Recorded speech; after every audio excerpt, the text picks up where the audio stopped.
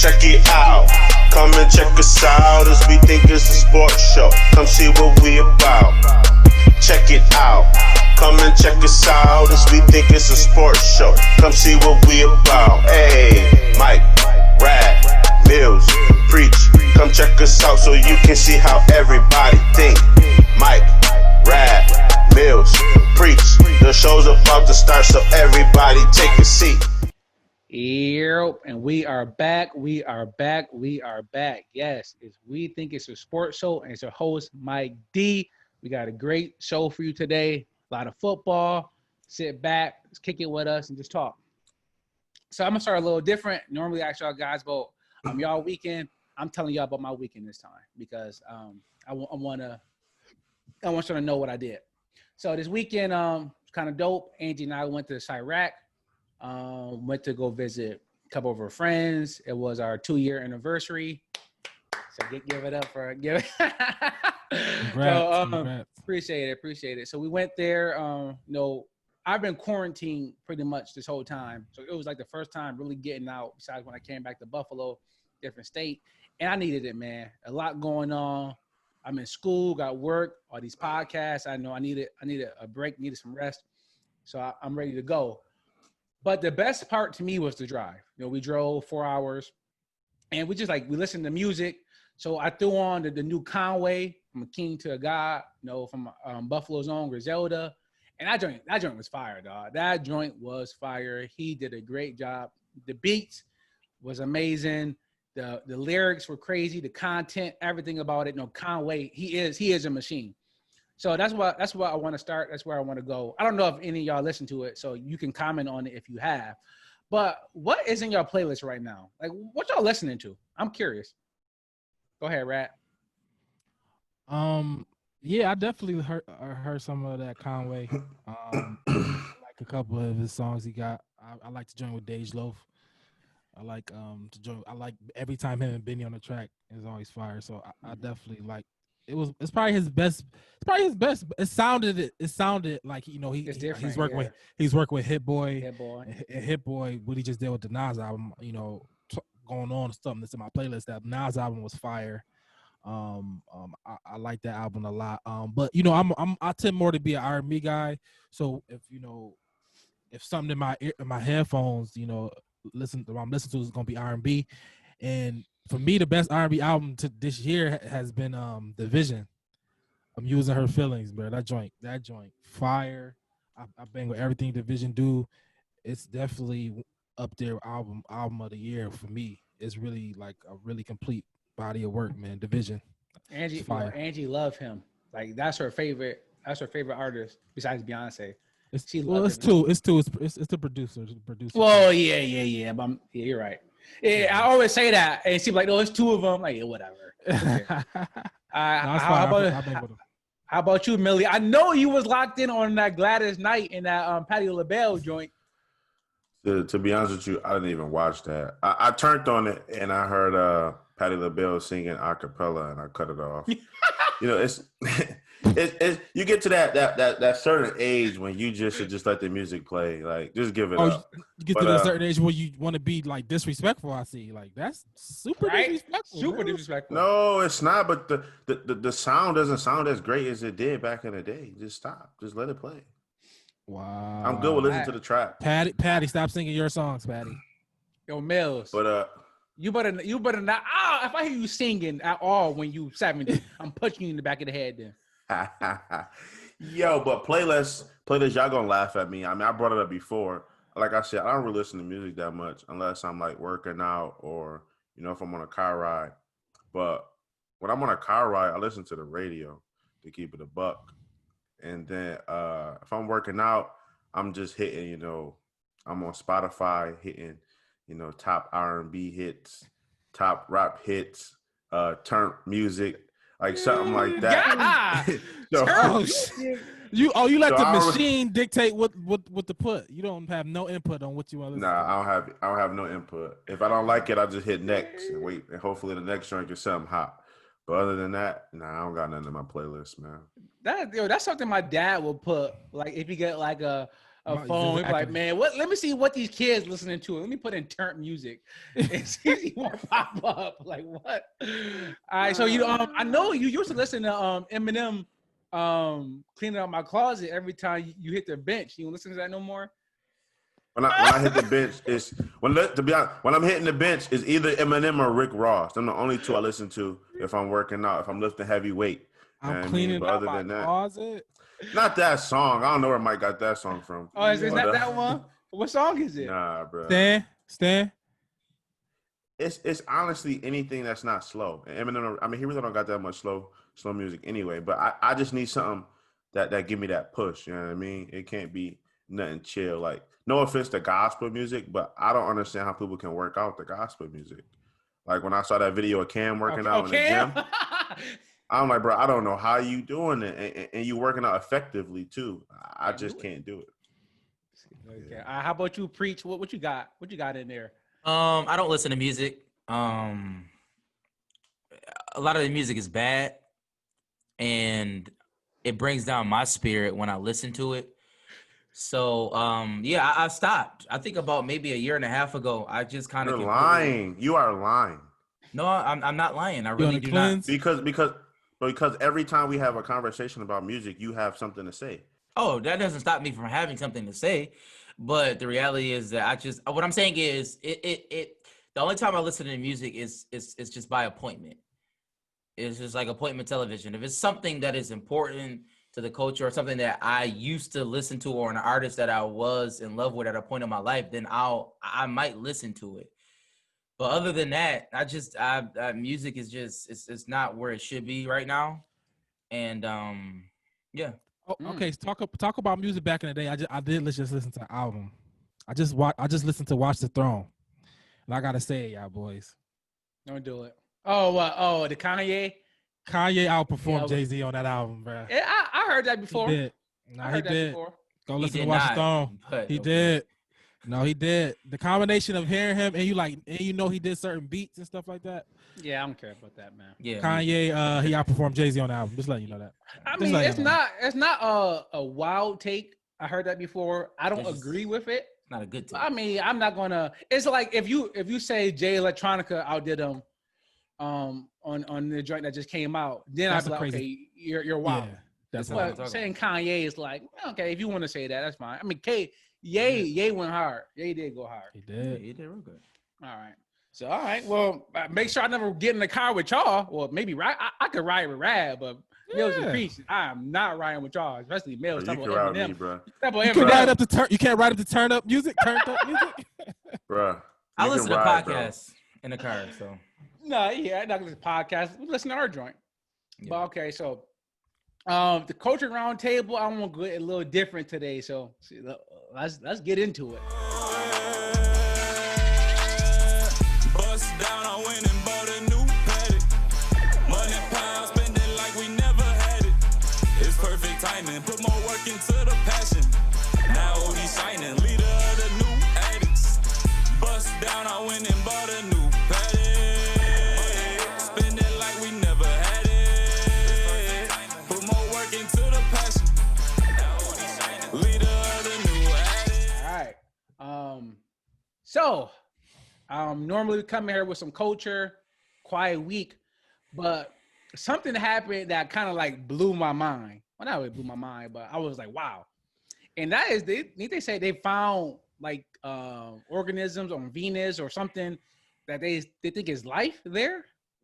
So did y'all see that? And let me know what y'all think about the fact that it might be aliens out there, Mills. You agree with that? Not do you agree with it? Do you think that they really found something, or you think they just making up stuff now? Because they released a video of UFO like 2 months ago, and like nobody really said anything. Oh, this is about the UFO yesterday on New Jersey. Yeah, it was crazy. That was a blip. But That was a clear blip. I'm sorry. I think the Venus thing. I think they said they saw some type of chemical, and they said that type of chemical is only related towards a certain type of species. But I mean, if you look at history, it's like every couple years they say something about life on some type of planet, and I think they're just throwing some type of information out there. To be 100% honest with you, because Venus is. I think Venus is the hottest planet, if I'm not mistaken. It's about 900 degrees Fahrenheit, and it says it's hot enough to melt lead, like metal. Like if something is living up there, bruh,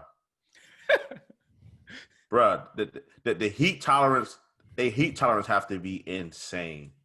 Like heat tolerance got to be insane. Like my man Goku on the planet training right now, bro. What you mean? Raw Goku. That'd be wild. And then if the heat is that hot, how are they getting the nutrients to feed their body? Mills, if anything on a planet, it figured that out, Mills. You don't gotta figure that out for Mills. It's already figured that out itself. That is literally somebody saying before we knew it was fish. Oh, they live in their water. How they get nutrients? How they breathing? Like what, bro? People, species adapt to what they live in. Hell nah, bro. He said, they ain't got nothing to eat, nothing to drink up there. Bro. Yeah. Oh my god. All right, so Mills, is the Earth flat or is it round? You tell me. All right, go ahead, preach. What you think? What you think about that, preach? I don't know, man. Every like Mill said, every so often they always come out with some nonsense. I mean, I can remember in science class, Mercury and Venus, you could not live there because it was too hot, is what they told us. And then every other planet after Earth, it's too cold. It's too further away from the sun. And now all of a sudden they bring in this nonsense. For me, it's just like Pluto not a planet anymore since grammar school. Right? I know, and they always say that, but who's fact checking them? You know what I'm saying? but I it's a mere bag of shells for me. Whatever gas that they seen, I hope it didn't smell. You know what I'm saying? Hopefully it didn't smell a certain way if it is life up there, you know. But that's how I feel about it. Yo, all right, Rad, come on, come save the day. Come save the day. Right, you know what? You know what? I think it's just fascinating that it's fascinating that somebody's honestly thinking about that. You know what I'm saying? Like last week, our round culture had something to do with like racism and stuff. So on some level, some people was arguing about, you know, skin color and over stupid stuff, and then the whole other extreme, people trying to explore space and like Elon Musk trying to, you know, go to Mars. Every decision he's trying to do is trying to get to Mars. You know what I mean? So just the dynamic of how both those thoughts can just, you know, be, you know, at the same time. That's so one is so petty and one is like so out of this world. It's kind so of petty. That's how I see it. Rad, yo, you literally read my mind because that was my next question. Because I was going to ask, with everything that goes on Earth, we have a ton of problems here. Mm-hmm. Do you think we should be quote unquote wasting time, air quotes, by traveling to space, or should we be trying to put all that money that we use to go there and like solve hunger and homelessness and stuff? I'm glad you said that.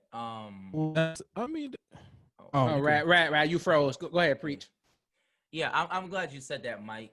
I am a proponent of you can walk and chew gum at the same time, right? You can do two things at once, but also I think sometimes we go a little too far and a little overboard with it. I mean, they talking about is it life on Venus, and I don't want to be the bearer of bad news, but I mean, people of our color is not even considered a life in the eyes of certain people. You know what I'm saying? It's just stuff like that. It's just sometimes it can rub people the wrong way. I get it. Let's explore. Let's do all we can. But at the same time, we have so many problems down here. Like if Elon Musk, first of all, Elon Musk, I'm glad you said that. He's a liar. He is a liar. The man was supposed to build a tunnel in California, and it's not here. I don't he builds he just put a spaceship up in space, bro. He's a liar. He builds a car and maybe he has something else to do. He's a liar. He builds a car and says that the car is bulletproof, and then they have a showing and somebody busts the car open. Like who? Yo, chill. I want a Tesla, bro. You need to relax. Man, I definitely want a Tesla. I'm gonna say this to everybody. I'm gonna say this to everybody. In my face? My Yeah, bad, that's bro. you That's wildin'. crazy. That's Yeah, crazy. that is. That's cool. I'm That's getting a cool. Tesla though. That's a nice car. I'm gonna say this. I'm gonna make sure I mail everything through FedEx then. Yeah. Well, It's fine with me. it's fine with the whole country. Trust me. Yeah, it's fine But I would say this, man. Elon Musk is a liar, and for those people who are concerned about Venus, I have at least 10 things you can be concerned about. Just come over here and I'll tell you. All right, go ahead, Rad. You was paused. What do you think? No, I think I get it's one of those tough questions, right? It's always a tough question because them two extremes that's happening at the same time. Somebody is trying to inhabit another planet and people are starving on this one, right? So that's the tough question, and I don't know, because if I find a way and put myself in a position and I just want to continue doing my dreams, I would want to give back. I would give back, but I wouldn't want to be like obligated to fix, a problem that been here. I'm safe for since we've been on this planet. Like the hierarchies and people want to. I mean, I don't know the answers to that, but it's a tough thing. But also, I wouldn't want to stop progress on that level either. All of it. I mean, I think all of it is necessary. All right, go ahead, Millie. I really don't got much, but I mean that's the job of a scientist, to discover new things, discover, stuff like that. But it's all about the interest of the people. If people are showing, big interest in that specific thing that scientist is throwing out there, they're going to put forth a lot of effort to try, to see if the scientist is correct or see if the scientist is incorrect. I think it just depends on what that specific item is or specific thing is, and if we show as much interest in it as we could or as we should. But I mean, it's some things that people just want to know. Growing up, you watch TV, you read these books, you see things that people are making up, and you just want to know, can that be real? Like E.T., can that be real? Like, can that be real? I want to know. So do you believe do you believe aliens? Do you believe there's other life forms outside of this planet? Me personally, I really honestly never really thought about it, to be 100% honest with you. But I think it could be possible. I would say that the universe is infinitely large, and the fact that if you really think that we are the only species is on Earth, I think that's so narcissistic. I don't know how you even get through the day. You know what I'm saying? Unless if you're gonna say it's religious reasons, that's fine. If you're gonna say God made Adam, Eve, and everything is on Earth, that's fine. If you're gonna cite that, but any other reason besides that, I mean, it doesn't make sense. It's infinite. You know how large infinity is? Yes, it's infinity. So to say that we are only species here, only Earth is the only place to have species, I think that's nonsense. But I would say this. Preach, I don't know why you living. Preach, you went to school for science. It doesn't matter. So what? That's my point. When we say that, what are we is there life form anywhere else? Where are y'all getting that from? Who told? Where are y'all getting that from? Where? Well, I didn't say it was. Where? I didn't say it was either. But that's my point. But even saying that, if you think that we're the only life form in this universe, okay, yes. You know why? Where are they at? Mike, where are they? They can be saying the same thing about us. They might be saying the same thing about us. I just think the same thing about us. Where are they at? We just found some chemicals on Venus. They may be there. Chemicals, yo. Yes, no, that I agree with. Are there chemicals on Venus? Yes, it's a planet. There's a chemical. What is a chemical? You know what I'm saying? What are they? You know what a chemical is? What are they saying? They're really not saying anything. It's just to cause mass hysteria. It's a trick of I'm not gonna. I don't want to go conspiracy theory, Mike. All right, what you spoke to? But I would say this, Preach. If you want to say that it's not okay, that's fine. I'm going to say that. I'm going to say that it probably is because I have infinity. So if it's not on this planet, if it's not in this universe, if it's not in the galaxy, I can keep going until I find something. Okay, you keep going then. in terms of, I wish I could, but in terms of space exploration, I would say this. Neil deGrasse Tyson, I heard him say this one time. He said that imagine if the cavemen, before they went out to explore, the one person was like, yo, I want to see what's going on out there. And somebody was like, we got issues here in this cave. Don't be going out exploring. We got to fix everything here. And he said, imagine if a person did that. Because if he did go to Venus and found whatever the case may be, who knows what's there? It could be unlimited food. It could be a cure to coronavirus. Are you saying? I'm just saying. I think it is important to go and explore. No, don't get so stuck here on the issues here, because you have people that's quote unquote trying to solve or supposed to solve homelessness and hunger and all those racial issues.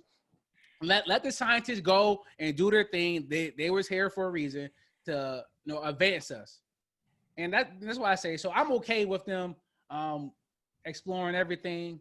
So hopefully they do find something. I want to know if something is out there before I die. That's my hope. That's my dream. So we'll see. Keep living. When Tesla do the commercial flights, you want to do that, Mike? Nah, man. I ain't banging with Tesla, man. You know who I work for, man. Stop playing. Yeah, I mean, we talk about the Space Force. No, when I go. So when I go, no, we not. Okay, would you go to okay? So go on the if ship? he said Mike D, I watched We Think It's a Sports Show, great show. I want you to be one of the first people to go. And he offered me a free flight to Mars. No, I would not go. Like Preacher said, the car blew up with a sledgehammer, and you expect me to get into a spacecraft you built? I am Gucci, bro. I'm totally on that. But yeah, so I've been like watching a lot of black sci-fi lately, like Lovecraft, what I told you about. So I'm curious. That show is terrible. Yo, I told y'all it's not a great show, but it's black sci-fi. I literally said that. Is awful. Is it black sci-fi? It's really bad. Is it black sci-fi? I don't even know what that means. I guess. Is it sci-fi? Yeah, it's sci-whack. Yeah, Mike. Can I say this though, and then we can move on real quick. Is there a limit to anything? What? I don't know how to even answer that. Preach. Is there a limit to anything? Like my point is, like, at what point do we put a limit on something, right? Like even like with the quote that you said, and I understand that, right? Because obviously we would not have got to the moon had we not have done that. And some people have been questioning, did we get to the moon? But that's neither here nor there. Yo, you're conspiracy bag. No, I don't believe that. Because it's a hollow earth. We in the hollow earth. That's stupid people. But my issue is, where is the limit though? Is there a limit? That's all I'm saying. Is there a limit? It has to be feasible, right? Like it has to be feasible. Mars is not feasible then. It is feasible, according to him, according to Elon.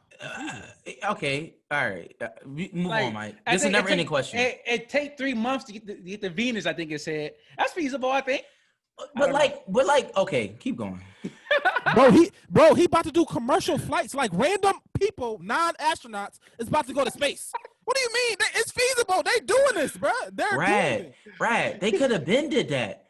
That's not nothing like. Like, all right, Sam, you just get on a spaceship. I can get on a spaceship. All right, you right. As long as I forget astronauts. Just like I can get on a spaceship. All right, you got it. What is we talking about? Hey, that's what I'm saying. Preach is so narcissistic. He think he can just hop on the spaceship. He think nothing else exists. They could have been did that. We haven't had our own. We've been going to space through like Russia for the last 5-10 years. We didn't have our own spaceship till now. Like this Tesla joint is the first one in like 10 years. Like this is that's a fact. Yeah, that is crazy. All right, but we can move on. Get into the topic because we got a lot of sports today. Football. A lot of football, all football pretty much. So let's get into the NFL. But I don't want to get into quote unquote the games and sports yet. I want to start with the social justice because it's crazy, right? The NFL is king. Like it's been known but it's officially known because week 1 games completely wiped out a game 6 in the Western semifinals. I'm curious to see what the ratings for that game was. It was trash. Was it? Because I forgot mean, it was like, going on. I look, I'm like, oh, the Nuggets won. I didn't know they even played. And week 1 games came and wiped them out. But the NFL had to follow the NBA in terms of like what they were going to do for the social justice and their presentation of it. NBA did a great job. If you ask anybody besides Preach, they did a great job in the initial showing of it.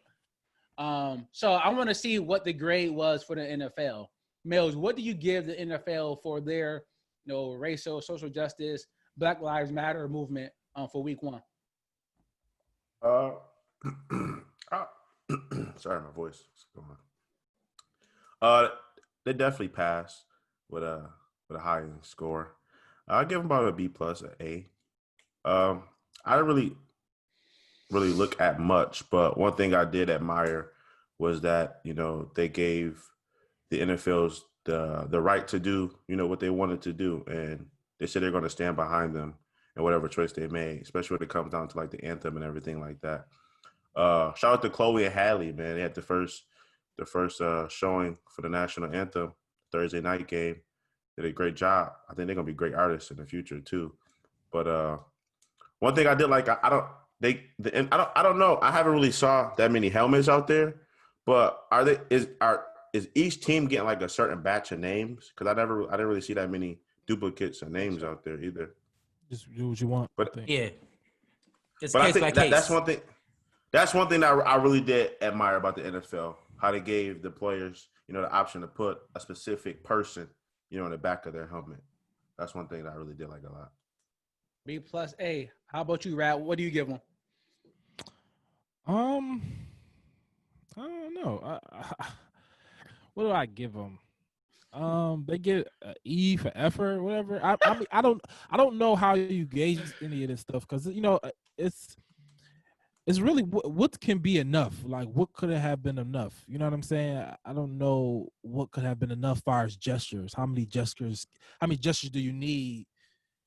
Is too little? How many gestures too much? You got people like Eric Reed saying it's just who they using cap picture to and it's just off.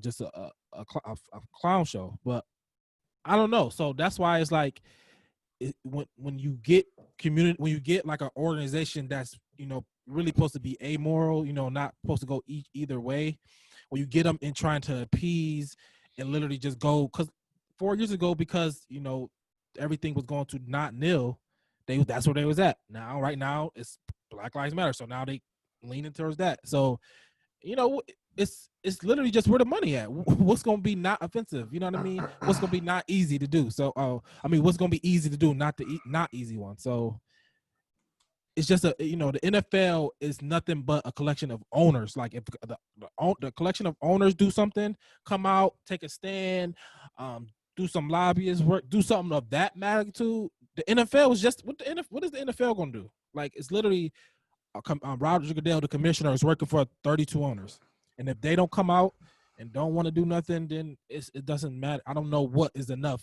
to receive an A grade. I don't know if it's just gonna be whoever, depending on who looking at it, they're gonna say that's too much or it's not enough, So I just think it is what it was. Did you expect to see something that you didn't, or you just had no expectations at all? I had no expectations at all. I had no expectations at all. I know. I mean, I don't know if you want to get in specifics of like just when Case at the KC game when the fans was born and all stuff like that. I think what they did, was fine to Houston. How they started off, I think that was good. I liked it. I respected that. But that was a players thing, I don't know if that you put that on the NFL side. So they didn't do nothing that it was like a wild thing, and that's fine with me. I wasn't even expecting it. So, all right, how about you, Breach? What you think? The NFL is terrible, and but they are. I'm gonna be honest, and I'm normally not like this. I I give people the freedom. Preach. You say everything is terrible. Every NBA is terrible. No, what I mean by that is, terrible. as it relates to this specific topic, I try not to. I allow people to do whatever they want to do, but in this situation, it is difficult because we're not. It's one thing if we're talking about Republicans versus Democrat. It's one thing, right? As far as the amoral sense that Rad talks about, like if you're apolitical, like the league should always be apolitical, right? They should not sway one or the other because you know what I'm saying? Even though they do, but they shouldn't. But we're talking about lives, it boggles my mind because, and this is what I was saying. The reason why they get an F is because if the league wants to push something, they'll push it, right? And then you got Chris Collinsworth talking about, they say one thing about Black Lives Matter, and the next statement he say, all right, we're not going to talk about that for the rest of the show. It's like, what are you what? Like what? What do you mean? And the point is, this is my issue. It came down from the pipeline, from the powers that be. We don't want to hear about this. Yeah. And I understand that, but that's why they receive an F. An F. They're terrible. They do not care. And I'm going to say this too. And I don't like doing this because the players have the right to do whatever they want to do. But Raz said it. The reason why the league has not really done anything is because the players haven't put their feet to the fire. It's as simple as that. It's as simple as that. The reason why the NBA has is because the players put their feet to the fire. It's just as simple as that. And granted, you can do whatever you want to do. I can live how y'all want to live. I'm not casting any aspersions on you. I'm just telling you why things happen. And to say something what Ante said, those two girls, they can't sing. And I would be the first one to say it. I don't know if anybody else is saying it. You don't listen to them, bro. No, I heard them on that new song. Music. No, and that's why. So you're judging them off of one song? No, I heard another song before. They had like a thing on BT or something that I seen. They're terrible.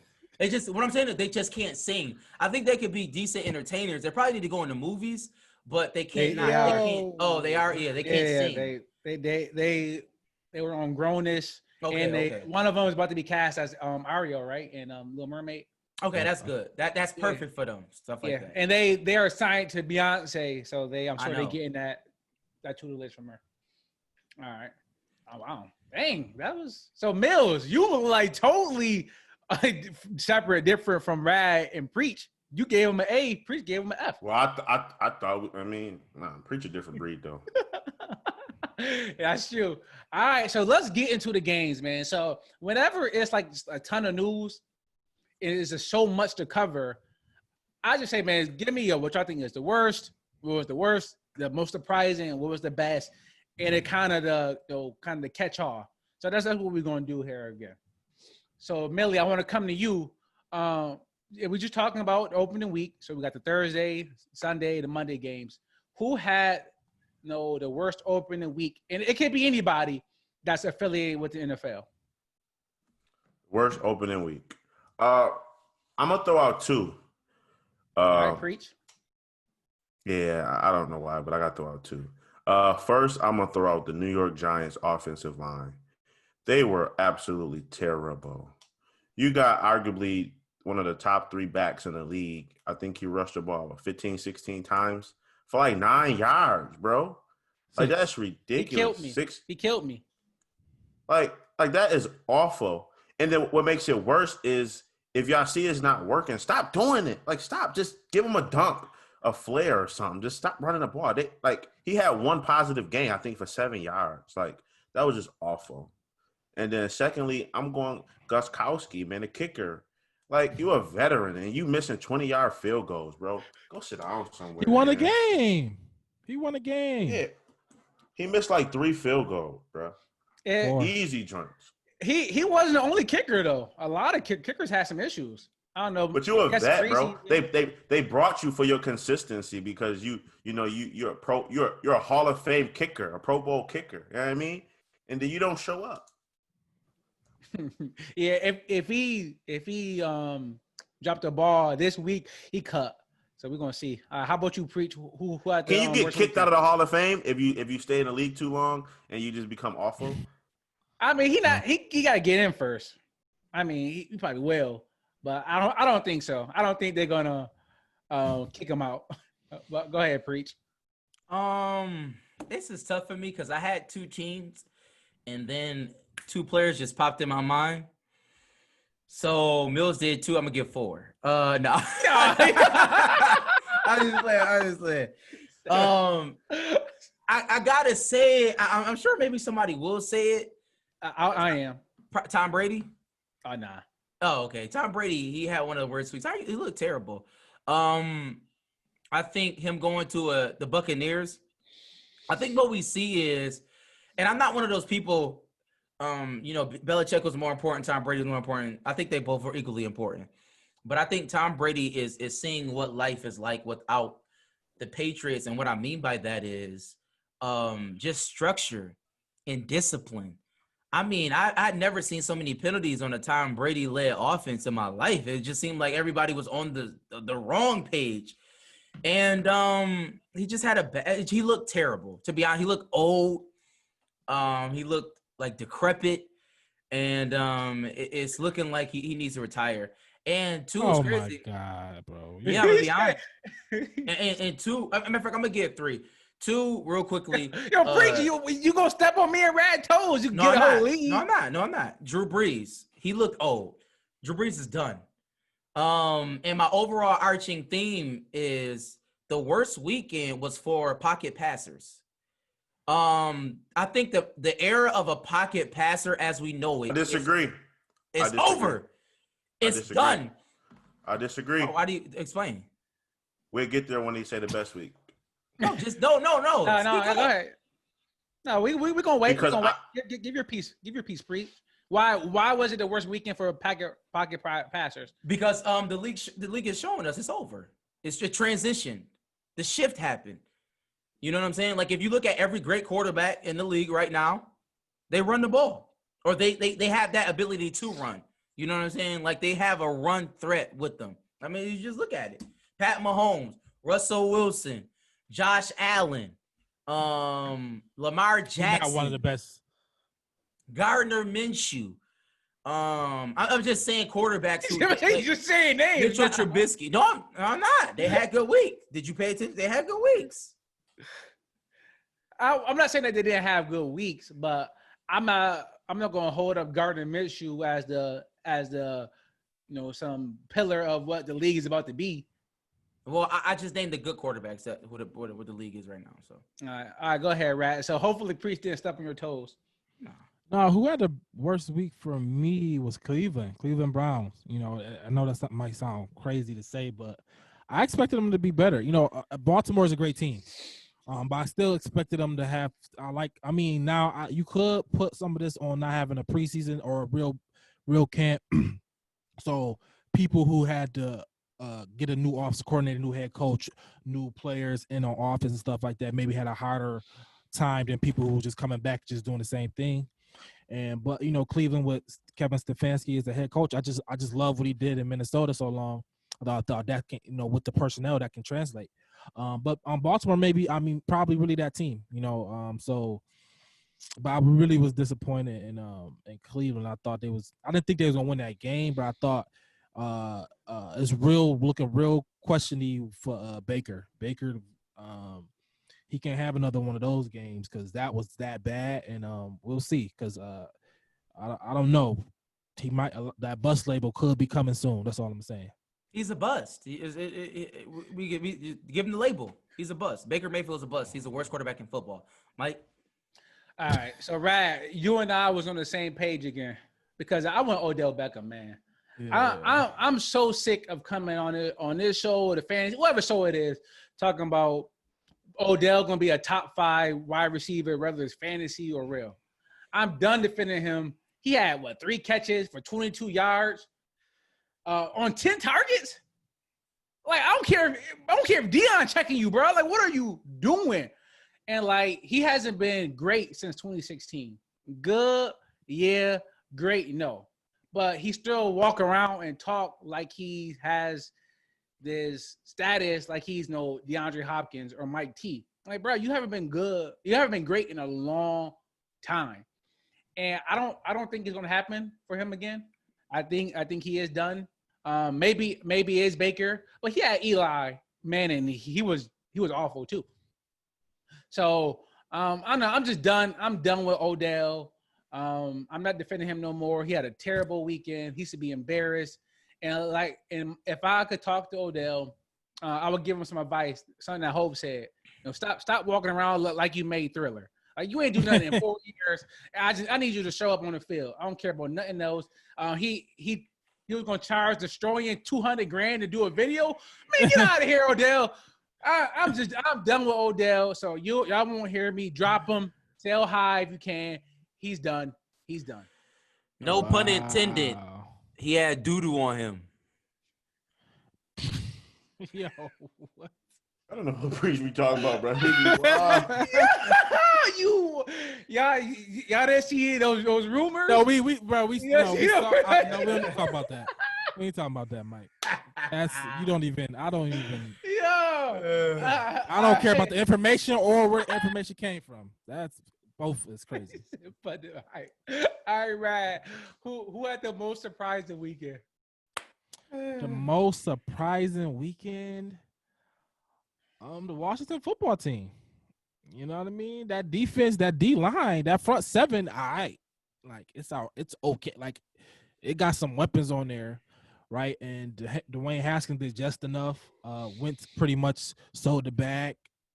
But still, you know what I mean? The defense, shutting them out in the second half. And Ron Rivera had that defense playing tough. You know what I mean? And now I don't know if they can continue that, but that defense is tough. You can win games with defense. And that division they in is a new team every year, and they always losing to each other, always beating each other up. So yeah, the Washington football team got to win, and yeah, they look like they're not gonna just be they're not the worst team in the league. The Jets are. So that's the most surprising. I thought Washington was gonna be the worst, but they're not, and it's and that's cool. And I thought that was dope. All right, so let me go because Rad took my notes obviously because I went the Washington football team too because I thought they were gonna lose and I thought they were gonna be the worst team in football, like the NFC Jets, pretty much. But I did have one caveat, right? Remember when we did the ultimate fantasy thing? I said Ron Rivera is going to have that defense playing good maybe midway through the season. And, man, them boys ball. I mean, Wentz had 2 picks. I think they first 3 fumbles. They had 8 sacks. I mean, they were all over Wentz. The offense is terrible. Haskins, 100-something yards. They had 50 yards running. Like, the offense did nothing. But that defense was so good and Philly was that bad that they got to win. I don't expect much from them this year, the football team.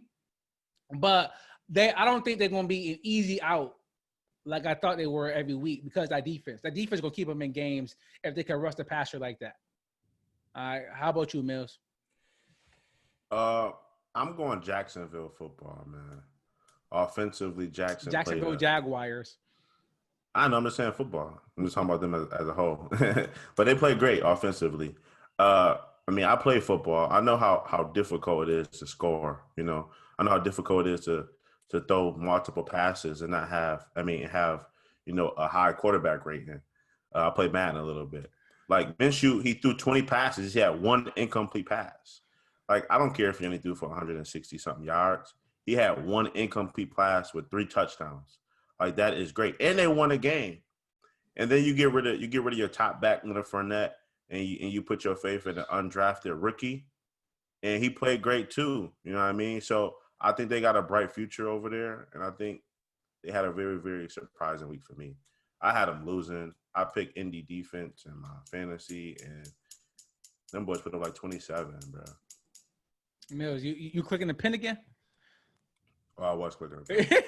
I would say that I would say any future that involves Doug Marrone is not bright. I can assure you that. But we'll see. How about I'm talking about the young players. I'm not talking about the team. I'm talking all right. Well, you said the Jacksonville football team. Yeah, but then I brought up Minshew and I brought up Robinson. I said I think they got a bright future ahead of them. and you neglected Doug Marone, so I made sure I was to bring him up. So I'll go ahead and preach. Who had the most surprising weekend for you? In response to Mills, the dead clock is right twice a day. But who had I was surprised at Dak Prescott. I think Dak Prescott doesn't want money because he was terrible and didn't show me anything. We talked about it, in the shows preceding this, how Dak Prescott's supposed to have his breakout year. He trying to get the bag. Dak Prescott he just looked pedestrian at best. You know what I'm saying? Nothing flared off the screen for me. And I was surprised. I think the Rams is a formidable opponent, but Dak Prescott only one touchdown throwing, sub 300-yard game.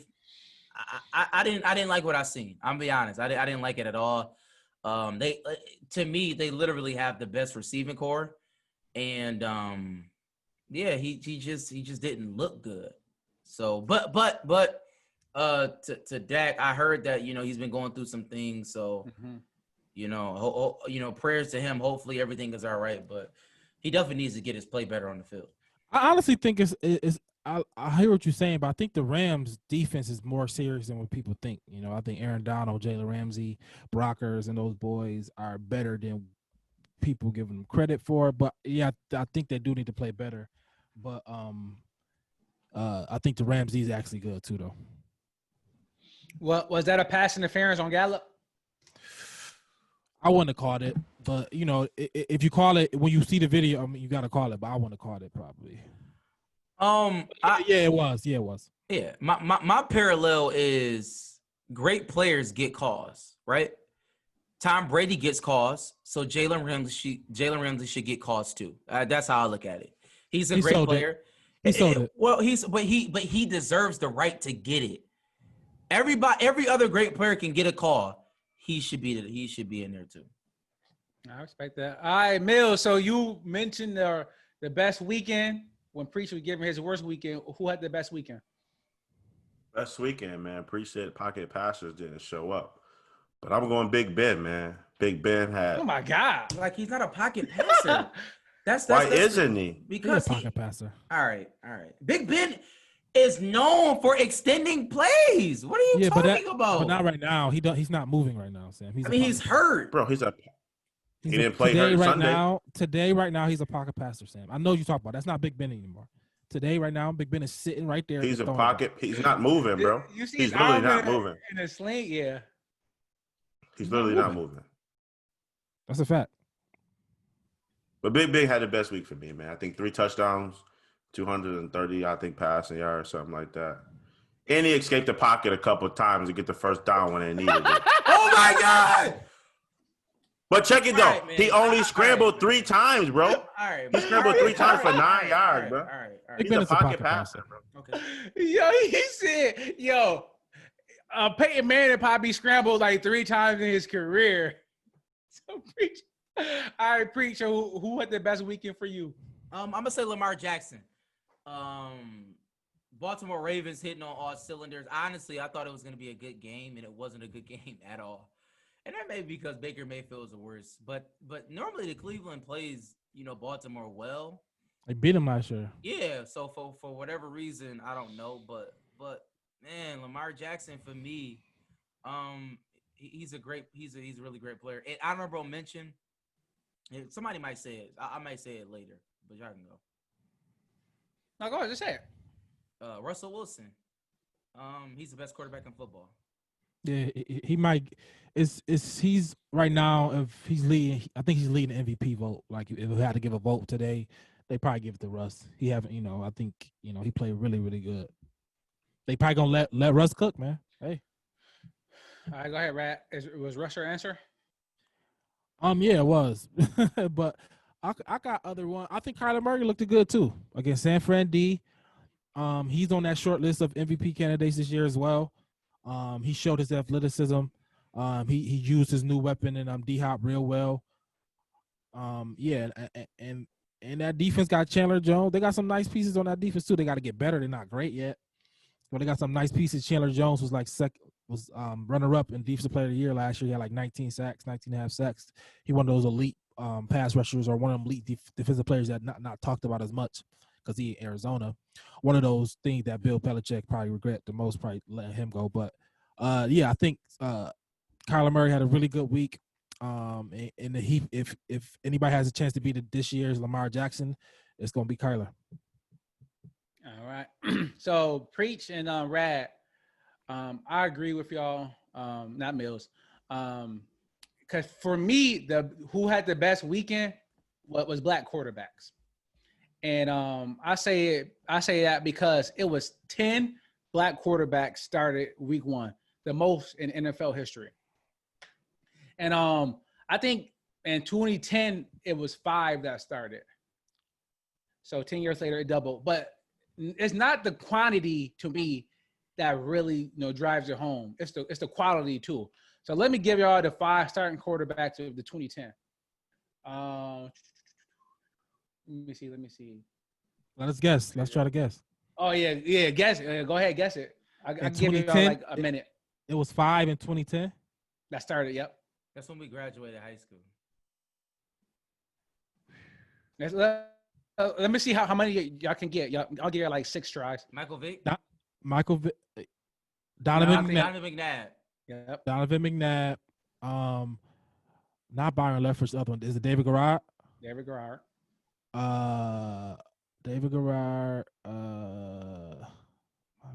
David Garrard.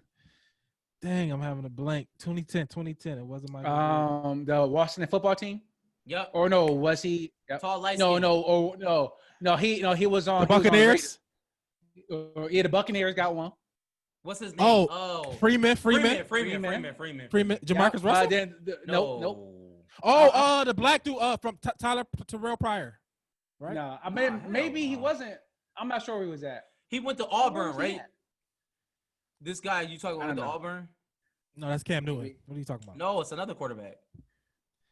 But it's one more. It's one more that y'all can get for sure. Well, y'all get both of these. Just tell us. Yeah. It was Auburn. I told you he was from Auburn. Yeah, I can't think of his name right now. Jason Campbell. Oh, yeah, with Cadillac Williams and Yeah. And then the last one, the quarterback that won maybe the best college game of all time. Vince Young. Dang. So, like, if you look at those 5, I mean, that was later in his career, but you look at those 5, there was more so stopgap guys. Garrard, Freeman, Campbell. But now you got, like, these quarterbacks are getting paid, like, top. They setting the market now. You're right, Mike. They're setting the market. They're setting the market, and they are, like, legit face of the franchise guys, right? They don't have drama. And I say they don't have drama. If you want to include Cam Newton, his drama is that he dresses flamboyantly. Like it's not, he has some stuff come out of college, but for the most part, he's been clean. Bridgewater, Russell Wilson, Pat Mahomes, Lamar, like they are face of the franchise guys. Give them all the money, and they are who you are riding with. And to me, like that means a lot to me. I appreciate you huffing and puffing. What you think? Nah, I was gonna get us canceled, but I'm not. I was just thinking about Michael Vick, man. I was like, why did he? Never mind. I don't want to go there. I don't want to because I don't want to get. You see Scooby back here. Chill out. Yeah. but that's neither here nor there. I'm not gonna go there, but I want to go there. But I want to say that since Mike said something, Vince Young is just as talented as Lamar Jackson. You cannot tell me that he's not. He's not. Right? Okay. I'm not talking to him. You're right. You're absolutely right. Vince Young is better than Lamar Jackson. No, he's not. And I think, Mike, if Vince Young had a John Harbaugh or Jim? John Harbaugh. If he had a John Harbaugh and that infrastructure, I think Vince Young could have did a little bit. I think Vince Young would be an amazing I agree with that. I agree with that. I think Jeff Fisher is terrible coach. Yeah, he's terrible. The worst player he can win is Jeffrey. He didn't want him. But that's my whole point of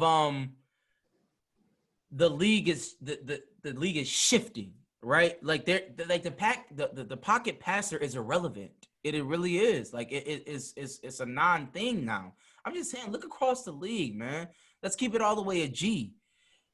Like the best pocket passer is what? Matt Stafford, Matt Ryan. Probably Matt Ryan.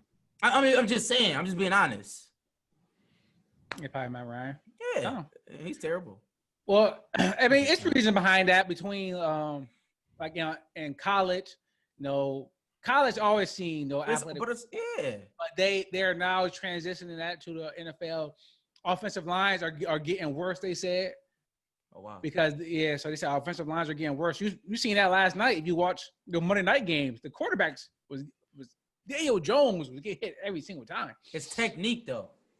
Yeah, so but they left tackle opted out. So, but they probably wouldn't have been good either way. Yeah. So, but I do want to go there and preach. Not more so the pocket passers, but black quarterbacks, right? I want to talk black quarterbacks because history, was made, 10 next year. Is there any? Yep, Ohio State got a black quarterback, right? That probably come out, probably get a job somewhere. It's another Tua, one. What is Tua? Miami. I know. Is he Hawaiian? What is he? I don't know. I'm not sure. Yeah, I think he's from Hawaii. Nah, he's black. So you got Is he? You got Tua. He's black. He's from Hawaii. I don't know. He's black. I don't know what you. I don't, yeah, sure. For the sake of this argument, I'm calling them black. But I don't think most of them, besides Tyrod, is the only one I could see that's going to get replaced. So my question is, can y'all see a time in your life that where majority of the quarterbacks are black in the NFL? I'm gonna go to you, Mills. Well, I'm young, so I got a long life ahead of me, so I can see it. Lord willing. Reason being, a lot of children. I know Mike don't like the kids, but a lot of children they tend to feed off, that person that they see all the time. And in the football era right now, you see a lot of Pat Mahomes, you see a lot of Deshaun Watson, Russell Westbrook. I think that's what the kids want to be. They want to be a quarterback. Yeah. I said Westbrook. Yeah. Russell Wilson. They want to be quarterbacks. Yeah, he gone. But they want to be quarterbacks. So I think that's the position that a lot of kids want to play nowadays. When I'm going to the playground to play basketball and the kids over there playing football, they always say, I'm QB. I'm artificial QB. I want to be QB. And I don't think it's that many that want to be, wide receiver no more. They want to have a ball in their hand. They want to win the game. They want to have a ball in their hand. So I think it's going to be a lot of black quarterbacks in the future. The issue I have with what you're saying, Mills, is that when we were younger, we all said, I'm going to be quarterback. I never said that. Well, I mean, yes and no. I'm saying, like, I don't think that, I don't know, maybe like the best athletes. I think when we were younger, we wanted to be running backs. To be honest, I think younger and we wanted to be running backs because that's what we saw. Yeah, well. Okay. It's nuanced. The reality is running backs. Actually, it's funny that we say because I was about to say running backs are viewed a certain way now, but if you just looked at last week, running backs getting paid. Yeah. Alvin Kamara, Dalvin Cook, Derrick Henry, Christian McCaffrey. You know what I'm saying? Zeke just got his money. Like, running backs still get money.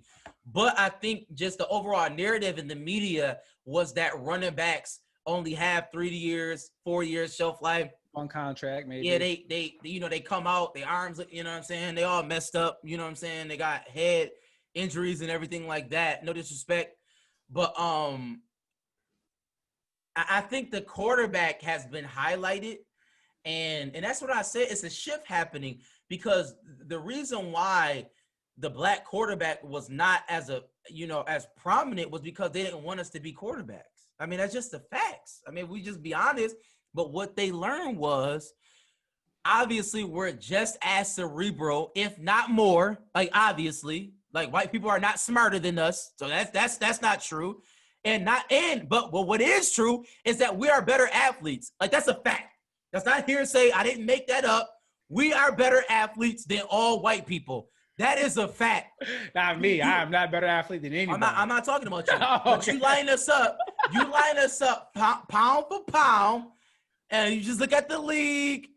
We're better athletes. So I mean, if you can have somebody that's smart and that they can run, no brainer. You know what I'm saying? So they're catching up to us because we knew this. We already knew this. Backyard football, we already knew this. You know what I'm saying? I already seen it. Oh, I'm going to put this dude at quarterback because he can run and throw the ball. Yes, it's a disadvantage. Rat. Well, hold on, Preach. I do want to elaborate on what you were saying. So, do you think that stigma? Do you think that stigma?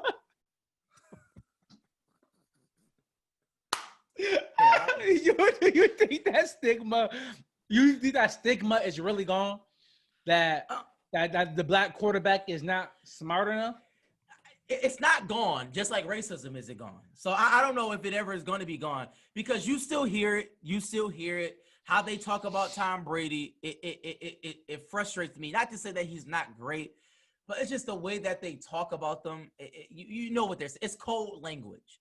You know what I'm saying? They speak in code.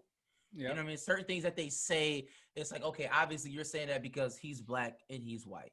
So the stigma is not gone. But a wise man once told me the cream rises where? To the top. And the reality is that if they don't open the door for us, we kick down the door. And that's what we're doing right now. We kicking down the door. Russell Wilson is kicking down the door. You know what I'm saying? Patrick Mahomes kicking down the door. Lamar Jackson kicking down the door. You know what I'm saying? Because let me say this real quickly. They use it in code with Lamar Jackson. This is what they'll say. Oh, man, John Harbaugh and this robust offense, they just had to create. Like, what other team is not creating their offense around their best player? You tell me. You tell me.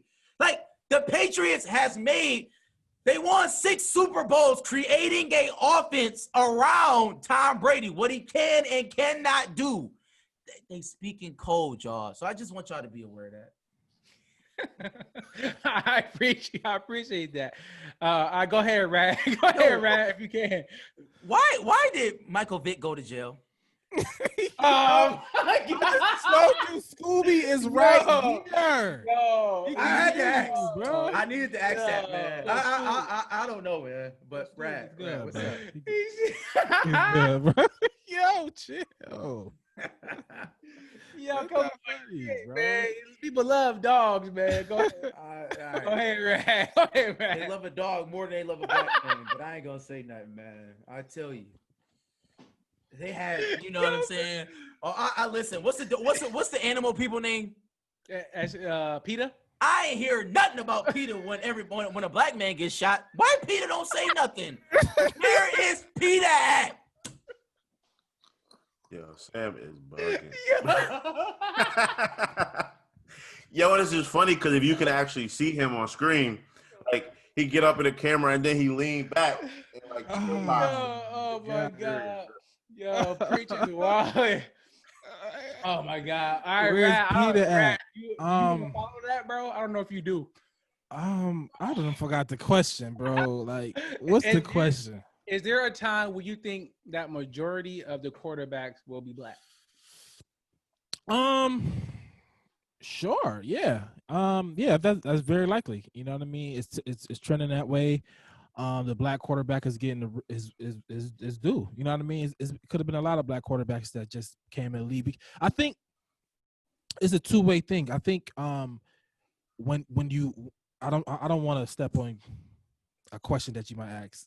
Is you gonna ask about like black quarterback being called athletic and white quarterback being called cerebral? Was you gonna bring that up? Well, no, Preacher already touched on that. Oh, okay. So yeah, it's twofold because yes, they do obviously, tend to say a cerebral quarterback, and that's typically going to be a white guy, and the athletic quarterback is going to be the black guy.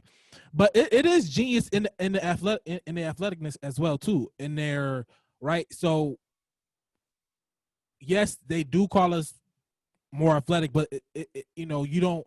It can be offensive, but in the same token, the athletic. It's a lot of people that we know that's athletic. It's a lot of people that didn't figure it out. It's a lot of people, that can do some stuff, can run fast, but when it doesn't translate well. It's genius in learning. Like it's genius in what Lamar, his athleticism. Like he's probably the greatest player with the ball in his hands, running quarterback ever. I think. You know what I mean? So. And his instincts and all that stuff, it ain't just it's God-given stuff, but it's still like something he had to figure out and learn that's unique to him. So I think it is a plus to being, being sought out as, the athletic guy, because that's a genius to that. It takes some foresight for that as well, if that makes sense. My only pushback real quick is no. Why do we always put these caveats with that? And like Jason, remember Jason White from Oklahoma, Tim Couch, like these players, they suck too. Like they suck. So like sometimes players suck. Sometimes players don't translate. Whether they are, I'm saying whether they are more athletic or not. Like, why do we got to put these caveats on there? Oh my God, he couldn't translate it. No, sometimes people suck. You just wasn't ready for the NFL. Sorry. I don't, not like you, how you said about like Lamar Jackson, he was able to, no, Lamar Jackson is great, period. Ain't no, he was able to do this, that, or the other. Like, he can run. So what? What? Okay. You get what I'm saying? Yeah. Okay. No, we don't. He don't. Like, you understand what I'm saying? Mills, what year? I got another question. I want to bounce off that, but let me a little trivia. Mills, what year did Don't do trivia with me, bro. What year did every team finally start a black quarterback? What year did every team? No, what year did every team start a black quarterback in their history? So, what year do you think? Like, okay, every team that had a black quarterback start for them. I already got this. No, you don't. I'm gonna go 2015. What you think, Brad? What year? I think I don't think it happened yet. How about you, Preach? I think it was 2011. And why 2011? I think I seen a stat. Somebody put it on Twitter. Nope, it was 2017. Because the last team to. I was close. Yeah, it was Price is Right. Price is Right. I'm up there, bro. Who's last team? The Giants and they started Geno Smith for that one game. Oh, wow. I remember that. I remember they said that. Yep, I remember that. Yeah.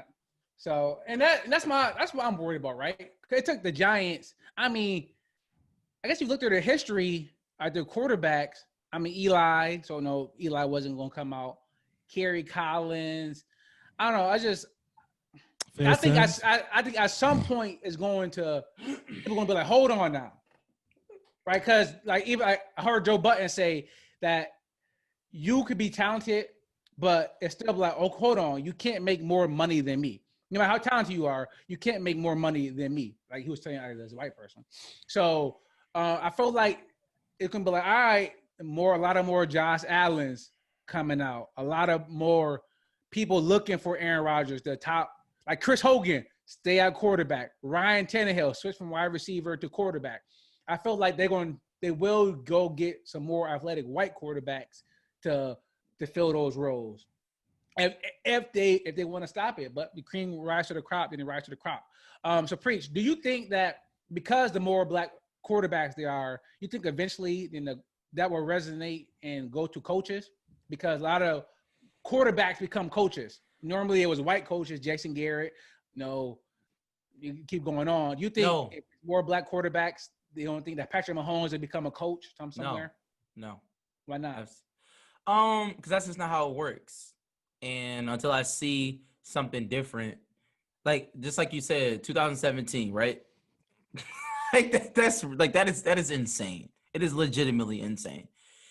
So if you prorate that, if you extrapolate that, right? Like how many black coaches is it now? Like we got a long way to go. You know, we ain't even at 10 to start. Mm-hmm. I don't even think I don't think a black coach. No, it can't. A black coach has not started there has not been a black head coach for every team at any point in their history, right? I'm sure it hasn't. Yeah, y'all think it has? You know what I'm saying? Like I don't think it has. So I mean, like just even in that. So if it took us till 2017 for something like that to happen, and Geno Smith really doesn't count, but you know what I'm saying? Like he counts. I mean, you extrapolate that, man. It could be, man. We could be dead by then. You know what I'm saying? To answer your question more directly, I'll say it's possible when the black quarterback doesn't have to be so great, right? Right. So you see Brian Leftwich, right? I believe he's gonna be a head coach soon. So I think when you get that B level or that backup level quarterback status where the backup quarterback can be black and not just be like either if you're a back quarterback, you either got to start or you want to change position or you get cut, right? So, Logan Thomas is tight end for somebody. He caught touchdowns. Yeah, EJ Manuel is doing college football, right? So that so that backup black quarterback who's not playing, just literally just soaking up all the information. All these Frank Wrights, all these I think Harbaugh was a quarterback. All these quarterbacks who was, not necessarily the great one or the one who playing, the one who was behind them. That's definitely a pathway to become a coach. And Jason all these, Garrett, right? Yeah, Jason Garrett, exactly. All these elite quarterbacks that the black ones that we have now, they gonna have $200 million. They're not about to coach. I mean, like, unless they love it, they're not coaching. Like, bro, they're gonna be owner or something. $6 million a year to coach, and I got 200 million in the bank. I'm not doing that, right? So that it will fall back to the backups of the world, right? That's why I think once the black quarterback allowed to be a backup and more backup black quarterbacks, that's just soaking up knowledge, not being on the field, being great. That's when head coach. That's a pipeline for more head coaches. You're right, because the black quarterback it's no middle class. No, it's no. It's either you're low class or the superstar. Like, I think Tyrod Taylor is like the only middle class quarterback.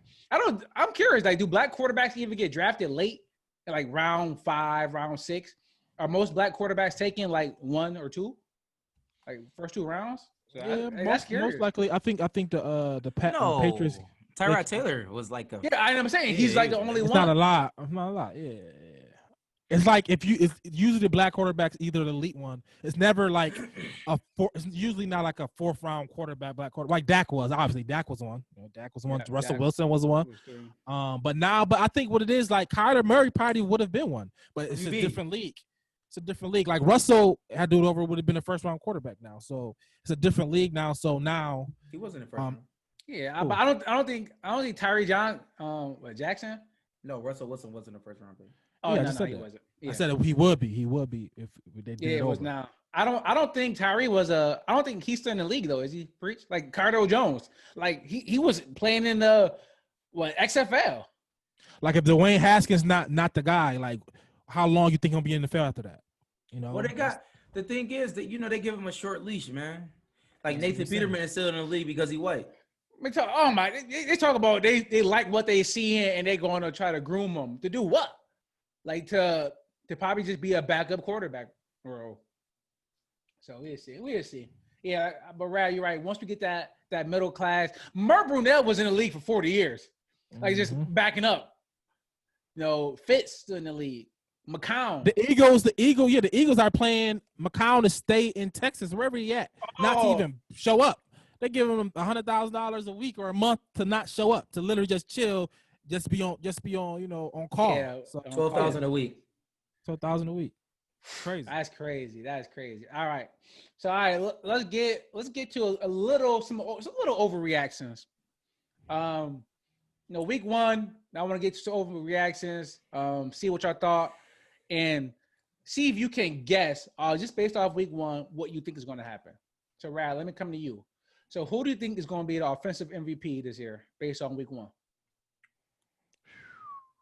Offensive MVP, I'm gonna say it's a tie. Can I say tie? It's a teammates. It's either Kyler Murray or D-Hop. One of them. Really?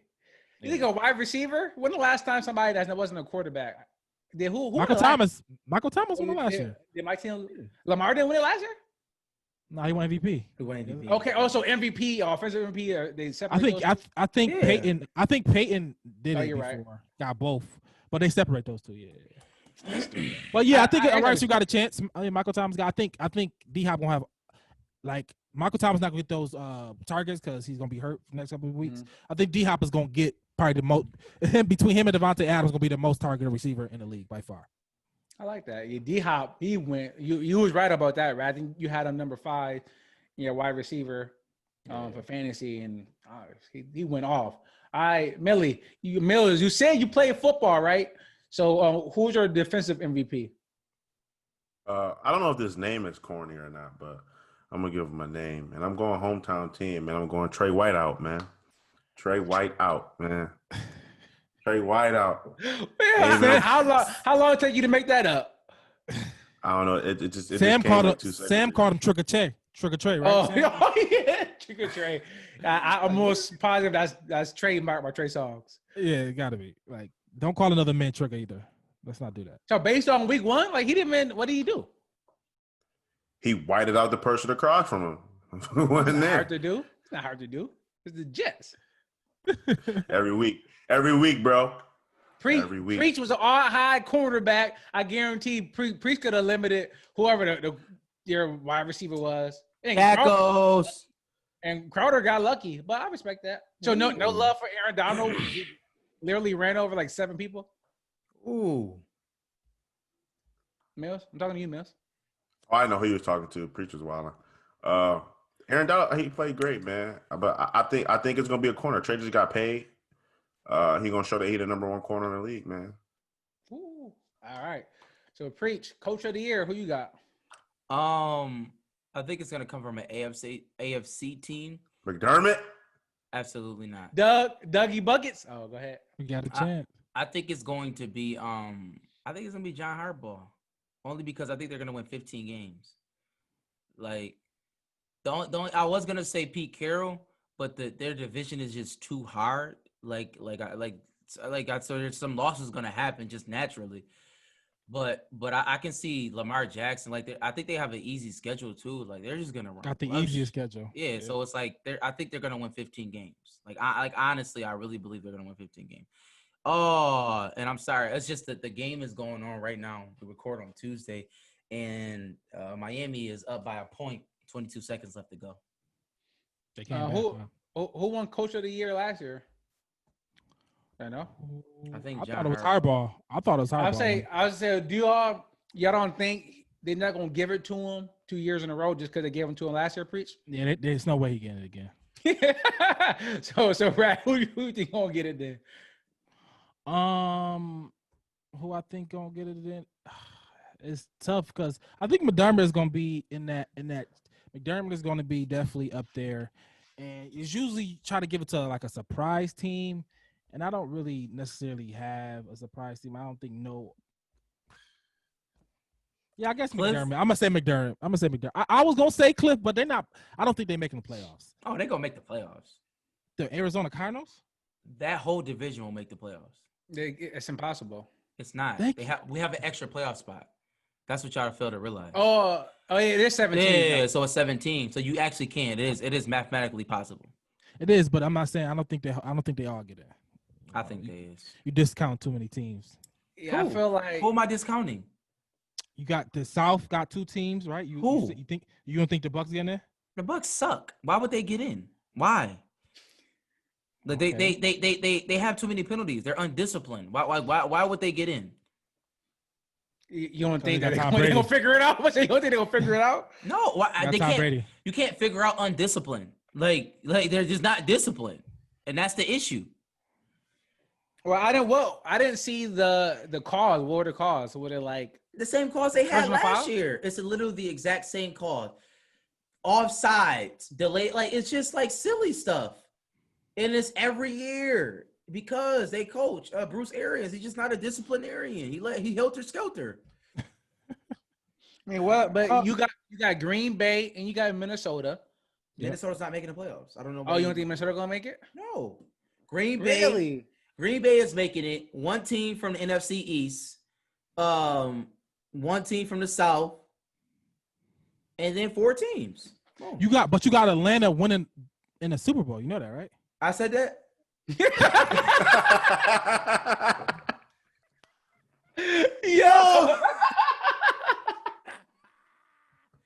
You gotta start writing some stuff down, dog. Okay. Then that means if Atlanta make it to the Super Bowl, then that means you gotta go somewhere. Either it's I don't think so, Rad. Or the I don't NFC think so. Championship game. Are It you was sure one I of the said two. that? Yes. You said, yes. so I'm gonna get my sleeper team. I ain't gonna give it. I'm gonna get They still sleep, Atlanta. y'all. They still sleep. So Yo, oh my God, yo, that was hilarious. All right. So we gave our little predictions. Now it's time to get into the money. So Millie, so let me pull up what you had last week. You know, fan favorite segment, no Millie Rock picks of the week. So let's recap what you had last week, bro. So last week you had Houston and KC over, that hit. You had the Denver and the Titans under, that hit. And then you had the Saints and the Tampa under, and they went way over that. So what happened last week, man? That game just went out of control. That New Orleans Tampa game. Tampa was just down so much that they had to pass the ball enough to try and catch up. So that put the points over. And then New Orleans, Kamara had a great game in the receiving end of the game. The ground game wasn't that great, but they couldn't defend the backs. You know what I mean?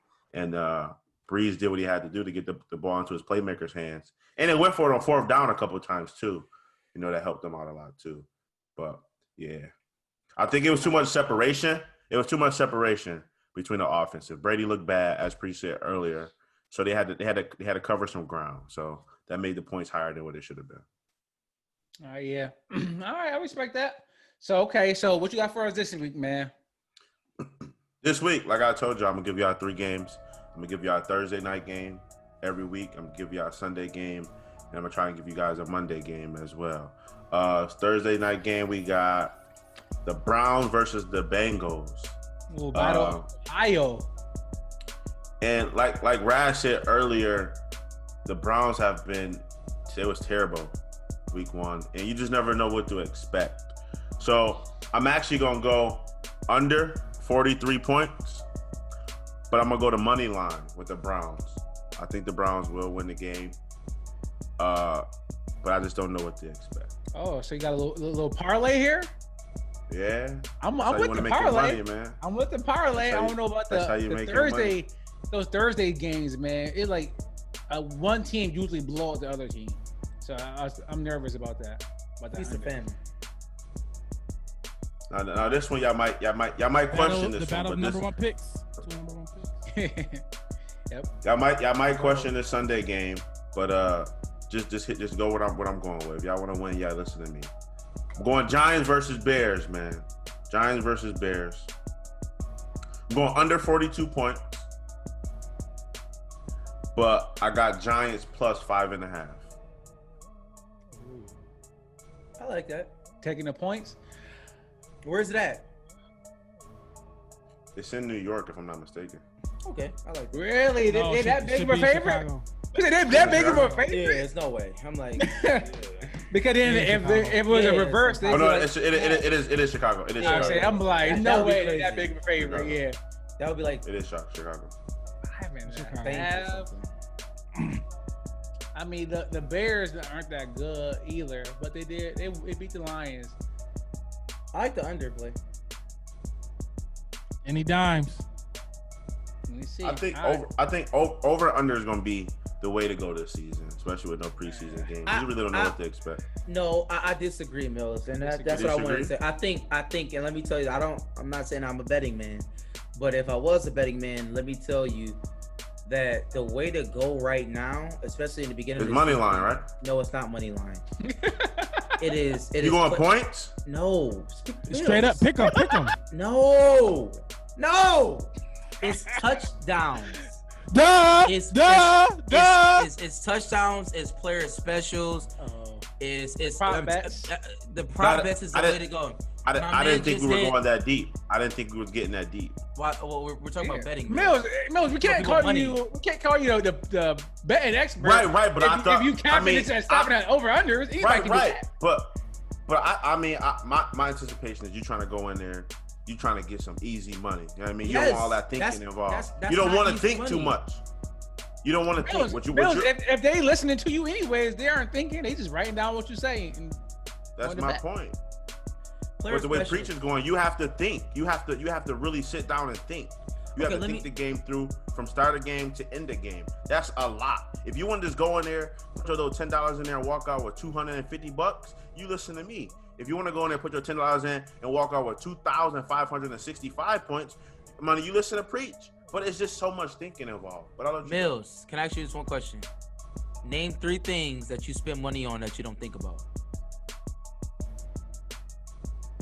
Food. You think about food. You say to yourself, what am I going to eat? That is thinking. Not all the time. So how do you eat then if you don't think about it? You walk outside.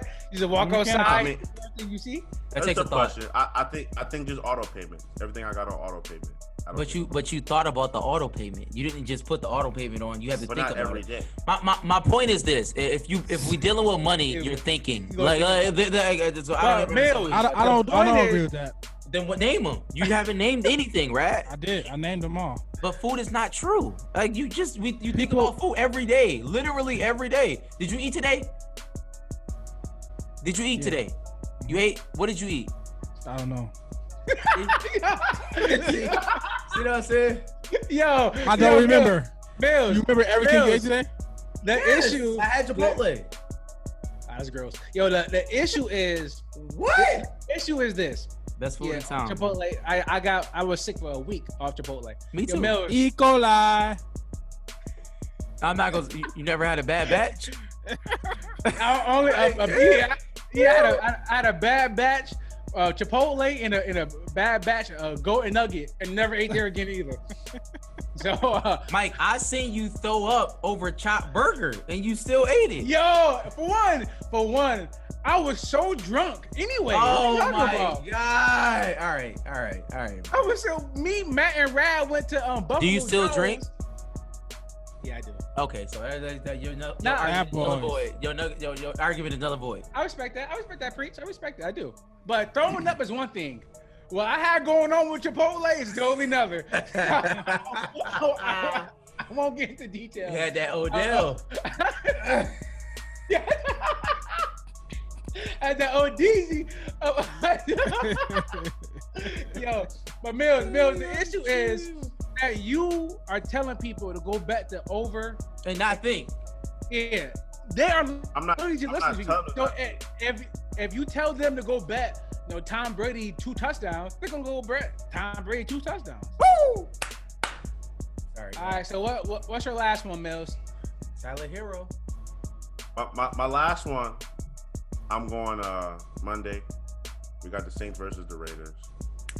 And once again, I'm keeping it basic. Sorry, Preach. But I'm going over 51. I think it's going to be a high-scoring game. Raiders versus who? Saints? The Saints. I think Breeze is going to put the pressure on Carr, and they're going to have to score some points. They're opening that new $1 trillion stadium. Mills, don't say sorry to me. Say sorry to the people that lose their money. Mills, the only issue I have with the over-under is that we still don't know how teams is reacting to what's going on. Oh my god! We still I don't know how it's affecting. If you haven't noticed, majority of the last 2 weeks, majority of the over-unders have been in the range of Mills. 40, there's only 42. been a week of football. You cannot. I said 2 weeks, bro. I literally said 2 weeks. It hasn't been 2 weeks. It's been 1 week. No, but it's been 2. It's been 2 weeks of overs and unders. He knows the two numbers. Over last week and this week. Yeah, guys, come on. Let my Mills talk. Let my man Mills talk. He is talking. Go ahead, Mills. But I'm saying the number ranged from 41 to 56 the last 2 weeks. And it's tough to get 41 points. And if you're a good team, a real good team that pass a lot, 50 points is not hard to get. All right, man. If my logic is wrong, you tell me. At your own risk. So I would say this. So okay. Next week, Preach versus Mills. I'm giving y'all mine. Preach giving y'all his. Y'all let me know who made the most money. Let's go. Let's go. Y'all heard it here. Y'all heard it here. Mills just challenged Preach. That's what I'm talking about, Millie. Let them know you bought this bread. You bought this bread. So, I mean, we got some time. we covered the football. We got some time, so let's do it. Mike, What time? What time? What time is it? What time did we start? we had an hour and 50, man. Let's go. Oh, Yo, we got hour 30. Oh, come on, Mike. Come we got on, a bro. good We got, show, bro. man. We got to talk a little ball, bro. Just a little bit, quick. All right.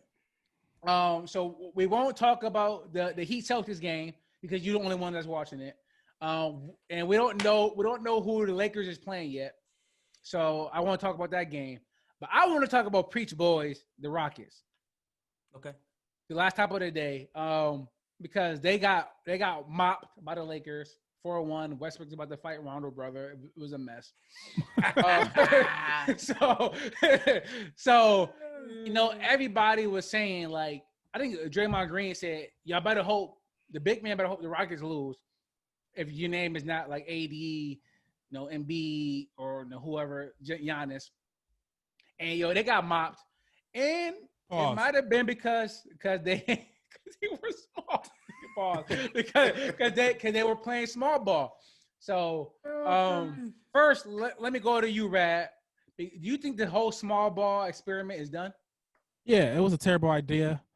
It was a terrible idea. It was a bad idea. I don't think Russell Westbrook and James Harden. Well, ultimately, for me, only way Russell's gonna win a championship if he accepts a spot on the bench. Like, he got to come off the bench, be a six man, or clearly be like the third fiddle. One or two, he can't do it.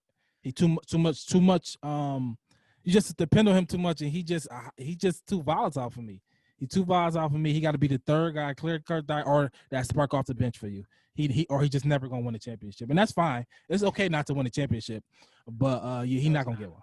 If it's not okay, then I'm saying because everybody can't get one, and he's not gonna get one if the way he playing. Okay. Anyways, Russell Westbrook is a top 15 player in basketball to this day. He should not come off the bench. I think it's a coaching thing. Yo, hold on, man, He had all the coaches in the world. Hold on, wait. Can I say something real quick? No, I have preach. I'm gonna come back to you about that. I was stick with Rad because Rad kind of went the other way. Is talk about Westbrook. I was gonna ask you about James Harden, but okay, I'm gonna ask you about Westbrook then, Rad. What does this say about Russell Westbrook? That he needs to be the third fiddle. He's not. It says that he's overrated. One, he's not going to be the 1A or 1B on the championship team. He's not. You can't trust him in those big moments. You can't. KD left. OKC traded him. Dan Antonio just walked away. Like, and it's one common factor to that, and that's Westbrook. Russell Westbrook is the common factor. He was taking more shots than Durant at OKC. Harden, they had to switch got rid of Clint Capella, who I think was a bad idea. They done switched the whole thing out because they went to this small ball thing because Russell Westbrook can't shoot. That's not true. Because they can't shoot. They didn't want him on the court with Clint Capella or another big. They had to clear all the space out for Russell Westbrook could cook. And they just had to keep shooting threes. Had to rely on PJ Tucker from the corner. You got to rely on PJ Tucker from the corner, bro. You're not winning, bro, because Russell Westbrook can't shoot. Like, I'm not mad at him as a player. He's just people put him in the tier that he's not in. He's overrated. That's all it is. They were literally leaving him. Like, that was some of the Lakers. Like, he had so many open shots. Russell Westbrook? Yeah. They stopped playing big men too. They just put AD out there. AD was self-checking him. He was but I mean, Russell Westbrook has a problem with shooting. We know that. That's not a secret. My only issue with that is he's not the only superstar that ever had a problem with shooting. So I think it was coaching. What happened was they started to double team. Well, preach. Can I ask my question? Oh, you can ask it. I just preach. What does this say about Mike D'Antoni then that they lost like this? It just says that they lost. Like, I don't like, is Mike D'Antoni a bad coach? No, he's not a bad coach. But as far as adjustments, he does need to get better. Like, when they're doubling your best player, you need to figure something out. Like you just need to figure something out. I don't know what that is, but you are paid millions of dollars to figure this thing out. And he didn't figure it out for me. So that's my biggest issue with it. It's just like Mike. I know Budenholzer. You know, the Bucks lost. They did certain things with Giannis. You got to figure that out. Like, you have to help them. You have to coach them. And I don't think letting Russell Westbrook just shoot threes was the greatest thing to do. You know what I'm saying? That's not a good thing. And if you like, a la Phil Jackson. You think he let him or Westbrook just did it? Okay, what I'm saying is, if you have if you have a Phil Jackson, if you have a Greg Popovich, Oh, the greatest of all time. Okay. yes. Well, I'm talking about coaching now. Yeah. They're going to coach. They're going to put Russell Westbrook and all the team and tell them to do this because they're going to make these necessary adjustments. And I don't think D'Antoni did. I think D'Antoni is going to go somewhere and be an amazing coach. I don't think small ball is a bad thing. Small ball is not a bad thing. That the way they were, not small ball in general, the way they were playing it. Yes, No, not the way they were playing. They were playing it good. It's just they lost to LeBron James and Anthony Davis. Like, I mean, like you said they won the whole thing. They should have. If I was coaching. And then they should have lost in 5.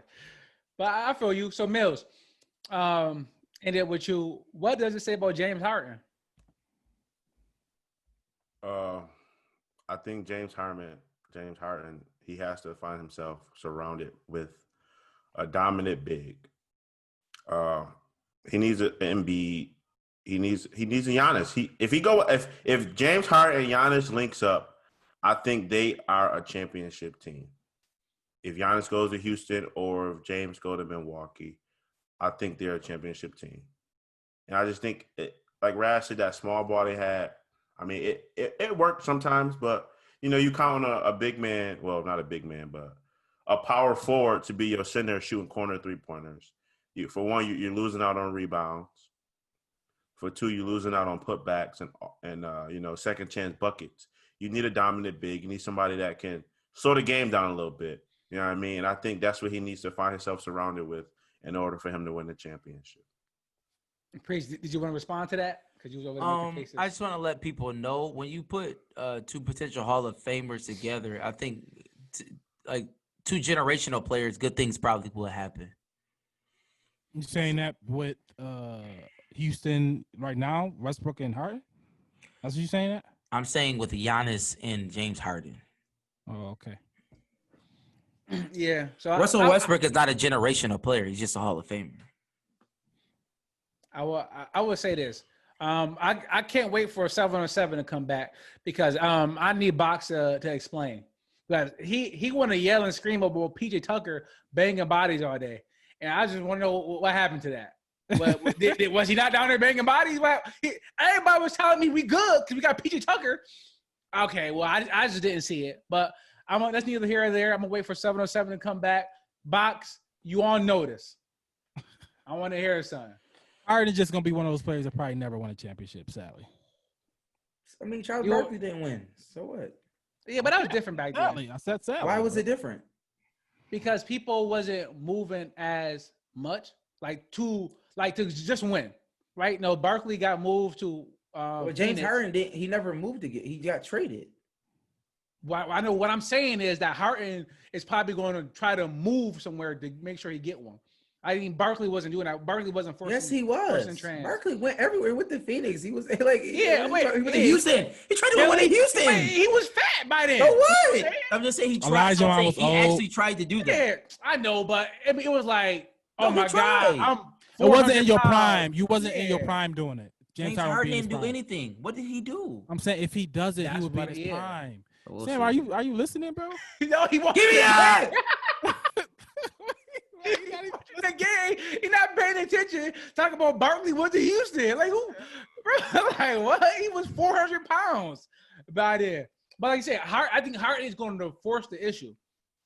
Like, I don't think Barkley could have went and teamed up with MJ. I heard everything but I don't think he was going to do that. Harden would do that. All right, but let's get out of here for Priest to watch the game. We got a lot going on this week. Make sure y'all boys rest up.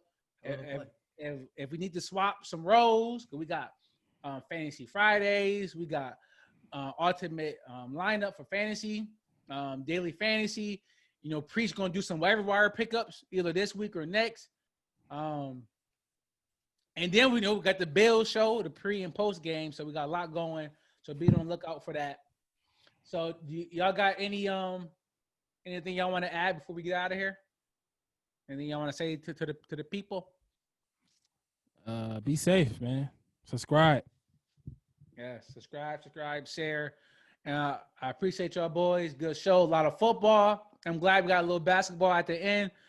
But man, football is king. So we're gonna see what's going on next week. I think I wanna dive down into maybe a couple games next week just to not be as broad. Just like talk about a couple games where we could yell and argue, because I want to hear Preach yell about Baker Mayfield being a bust and me saying that he's not or something. So, but we'll see. But a great show. And I think that's it. You ain't got nothing else. That's all we got. We think it's a sports show. Woody-hoo! Remember them regular days when there wasn't no more watches for me. Now the money keep calling for me. I'm feeling like everyone plotting on me. Gotta pray for my people to block where they stand.